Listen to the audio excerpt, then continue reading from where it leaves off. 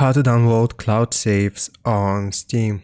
So here I've just opened up the Steam application, and the first thing that we want to do is actually go to library here and select the game for which we want to download the cloud saves. For example, here if I want to do Age of Empires, I'm going to right click on it, go to properties, and make sure this is toggled on. Keep game saves in Steam Cloud for and the specific game name here. Now, after we have checked this option and played a bit and have created some new saves, what we want to do is go to this specific website here. So store.steampower.com account remote storage. So I'll leave this as a pinned comment.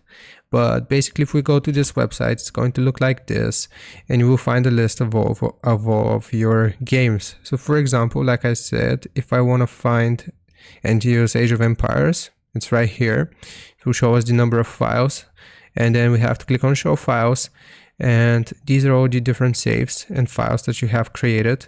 So if you want to download them, you'll simply click on download, and as you can see, this will download it onto your computer. So that's how you download Steam Cloud saves. I hope this helps you out. Leave a like and sub, and I'll see you next time.